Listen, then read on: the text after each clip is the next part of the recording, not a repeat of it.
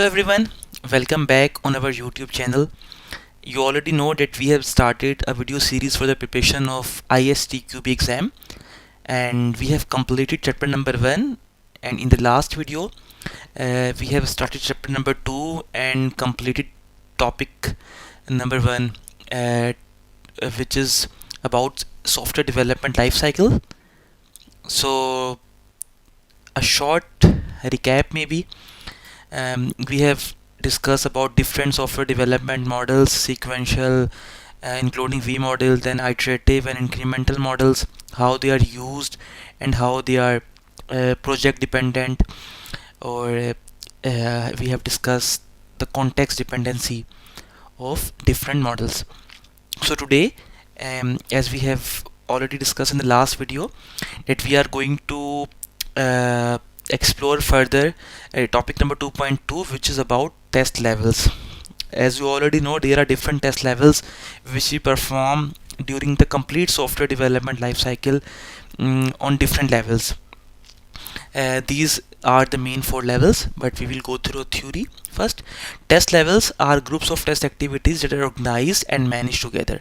There are different test levels that are organized on different levels. Each test level is an instance of test process consisting of activities described in section 1.4. Like each test level, as we have discussed in chapter number 1, a complete test process. So each test level actually can be fit in those 7 test process, or the complete methodology of how the testing is performed. So each level can be fit in any one of them. They are performed in relation to software at a given level of development, from individual unit or component to complete system. Like test level means they can be performed on different levels. For example, starting from the development of a basic module till the complete testing of the system, there are different test levels where applicable on system or system levels. Test levels are related to other activities within the software development life cycles. So the main test levels which are used or will be discussed in this syllabus are these 4. The first one is component testing, or you can say the very basic level of testing. We also know this component testing as module testing or unit testing as well.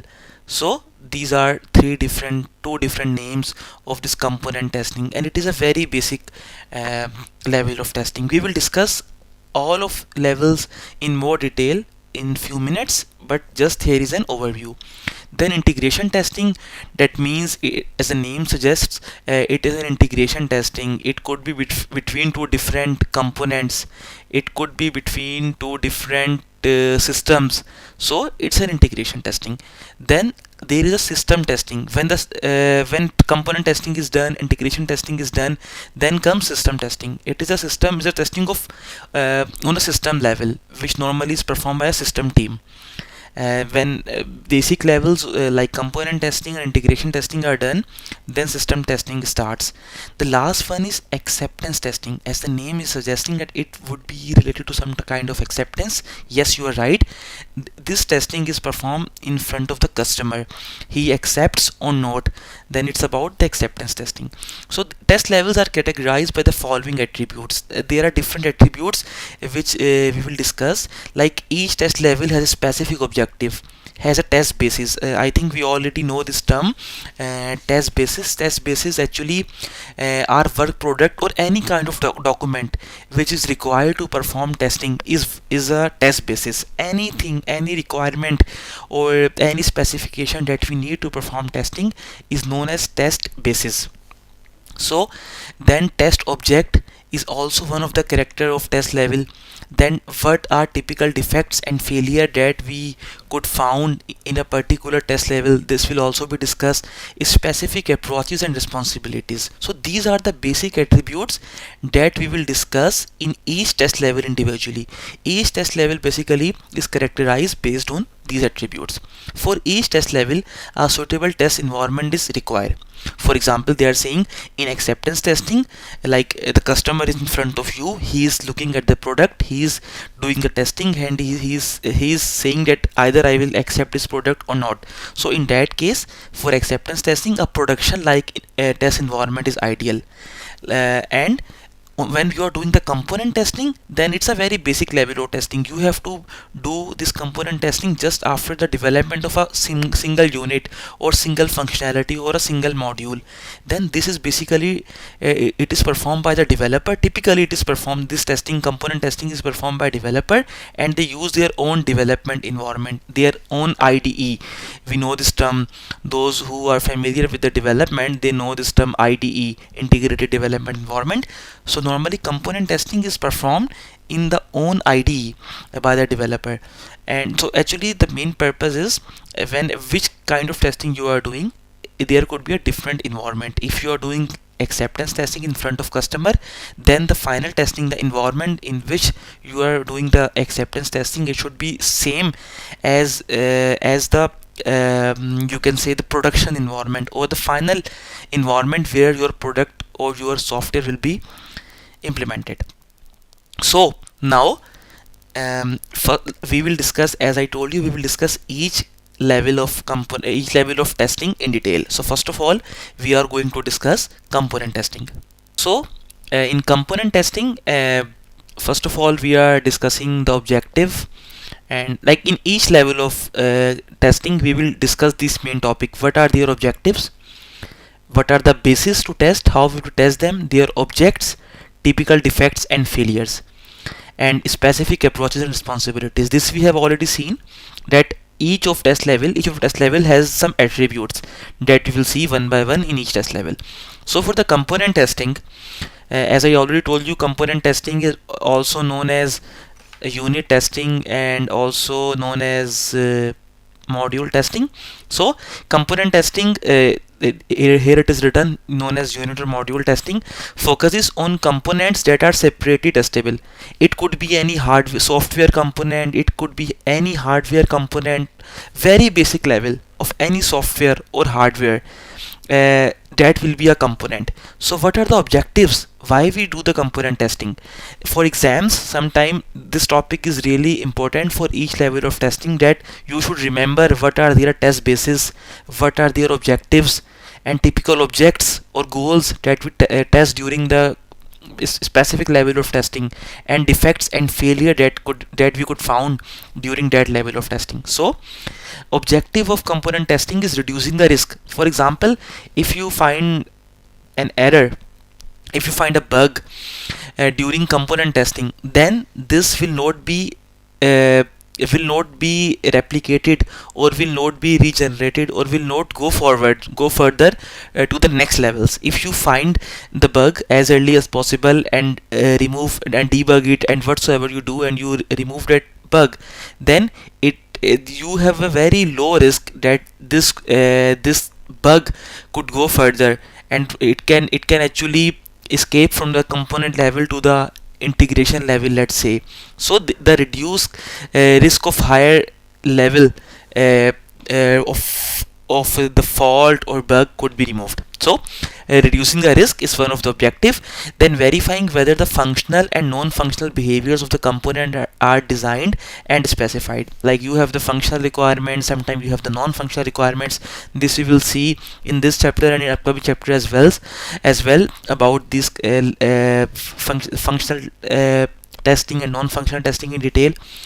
Then building confidence in the component quality. If you test the component, you say it's error free, then your confidence is built. Then finding defects in the component, it is also one of the objective. You develop a component, then you try to find the bug or find a defect in the component. Then preventing defect from escaping to higher test levels. This we have already discussed. These are the objective. In some cases, especially in incremental and iterative development model, agile, as we have discussed already in the last video, where code changes are ongoing, automated component regression tests play a key role in building confidence that changes have not broken existing components. Like as we have already seen in the iterative development, Agile is the example of ITT development. We are continuously developing something. We are increasing the features. So in that case, instead of doing the component testing again and again and again, we automate our test cases. As a new feature is developed, the whole functionality or all the components are tested again automatically. So in that case, this automated testing comes into mind how to develop the system. Component testing is often done in isolation from the rest of the system. It is clear from the name, it's a component testing, so definitely it will be done totally independently or in isolation from the other components of the system, depending on the software development lifecycle model and the system, which may require uh, your mock objects, serve virtualization, harness, stubs, and drivers. These are the very difficult topics, and not actually that difficult topic, but actually because you are performing a component testing. I will give you an example here.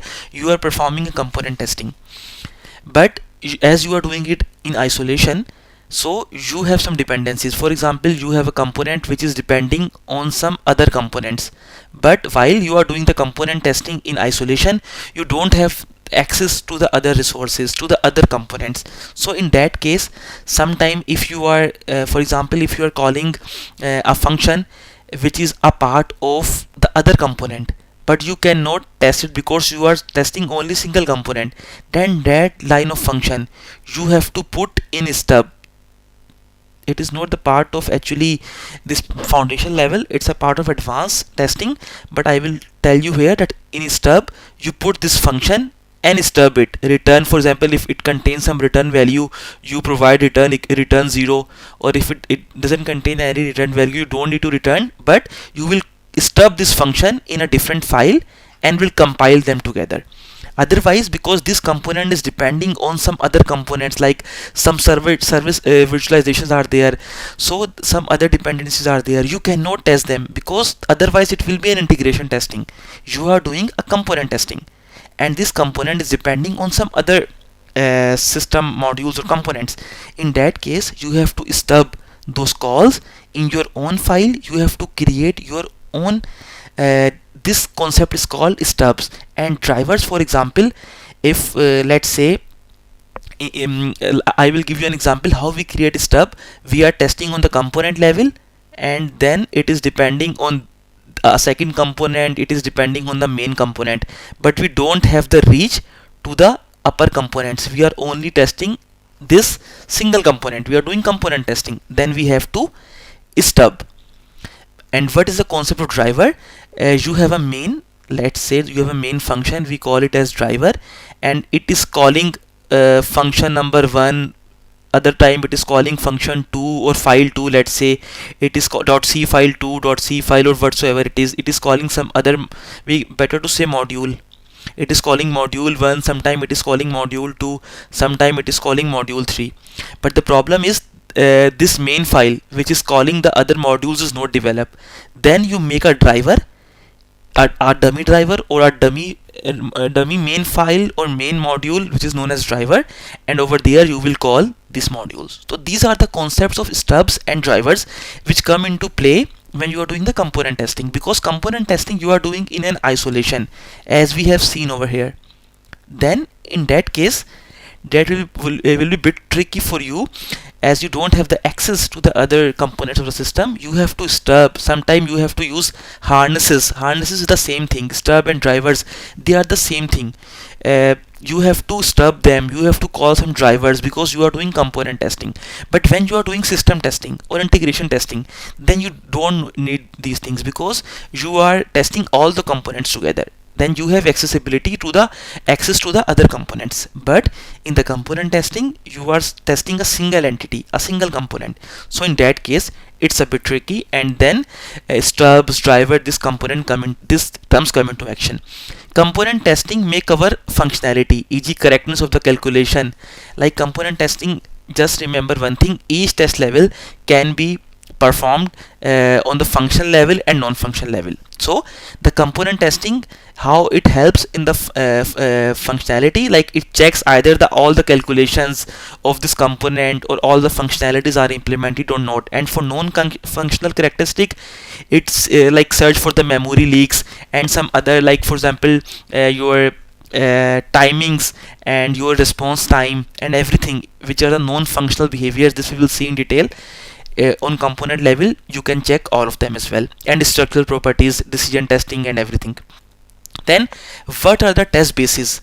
What are your on which basis you will do the component testing? Detailed design. As we have seen, we have a component, we have developed a component in a very detail, and it is only possible when you have a low level design. So based on that detailed design you have developed your component.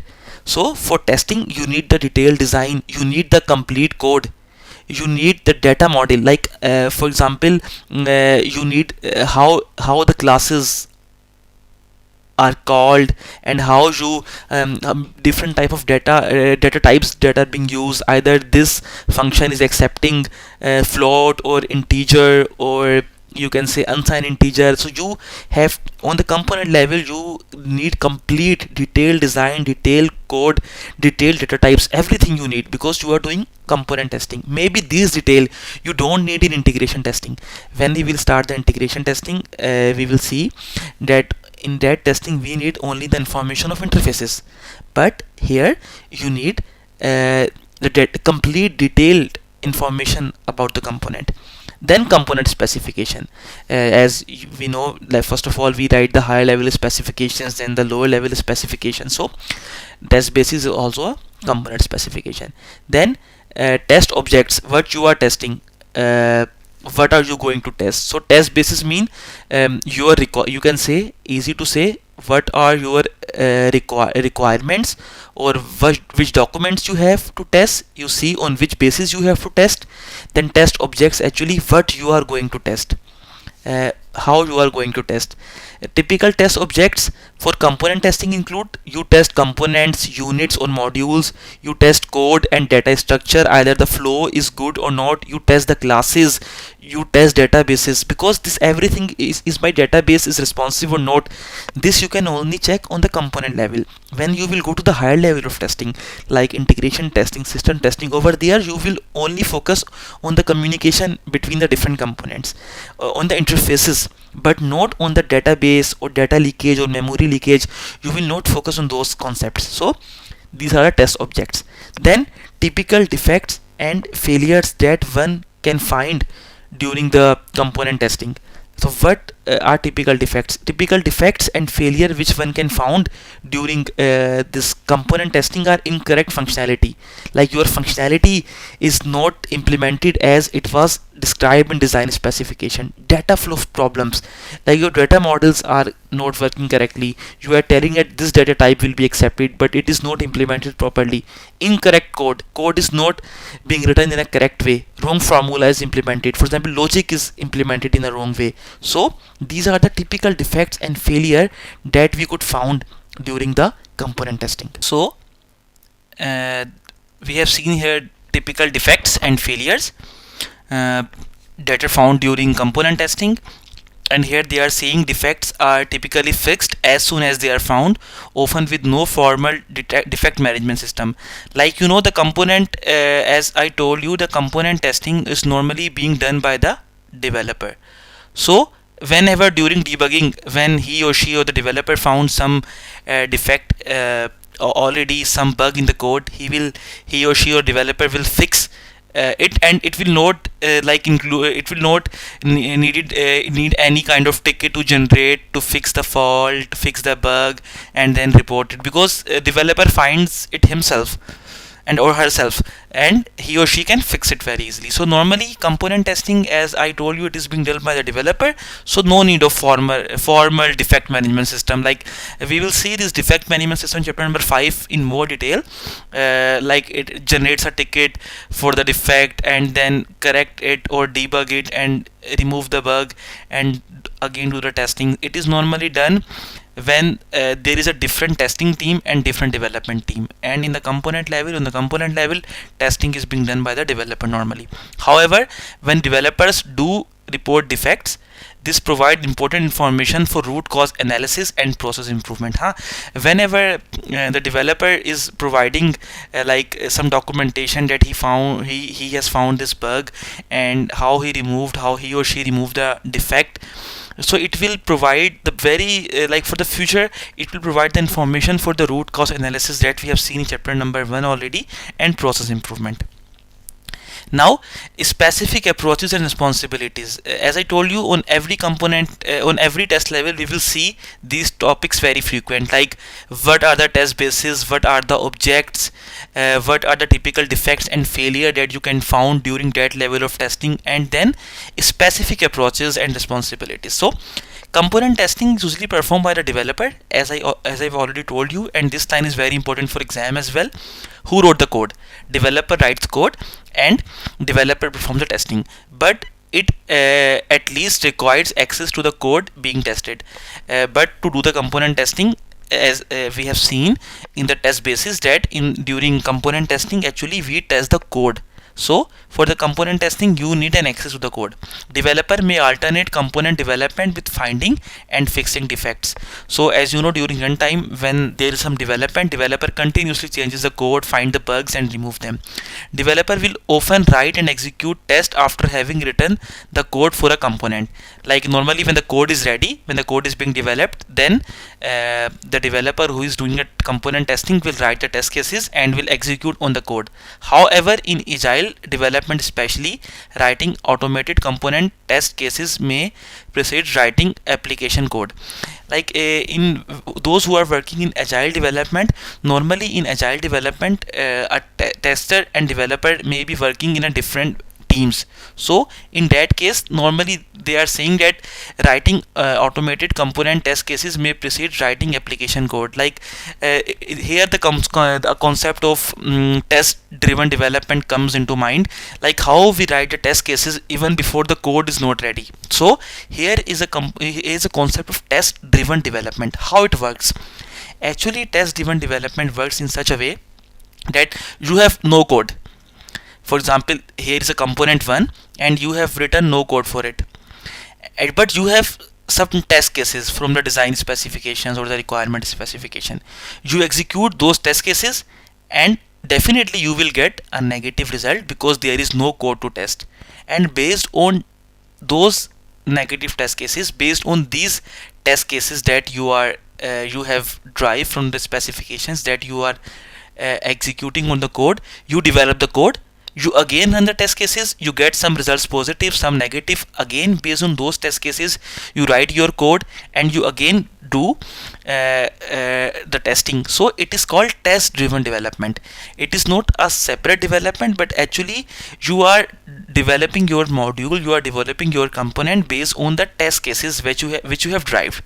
Test driven development is highly iterative and is based on cycles of developing automated test cases, then building and integrating small pieces of code, then executing the component test. As I have explained you, that there are some test cases that you have, and then based on that you execute test cases and then you develop your code. So like correcting any issues and refactoring the code, like you run the test cases, you write the code, you again get some negative results. You refactor mean you properly write the comments in the code, you give the meaningful names to the variables, whatever you do to look to beauty of the code. This process continues until the component has been completely built and all component tests are passing. So in agile development, normally it is the way test driven development. You execute test cases and then based on that you develop your code. Test driven development is an example of test first approach. Like as we know the concept of early testing already that we have seen during chapter number 1, that start testing as early as possible. So test first approach is being followed in test driven development. While test driven development originated in extreme programming, there is a concept of XP, it has spread to the other form of agile and also to sequential life cycles. So it is not related to actually and the foundation level of ISTQB, but only to get the basic information how test driven development basically works. So until now we are done with the component testing. Now we will move to the integration testing.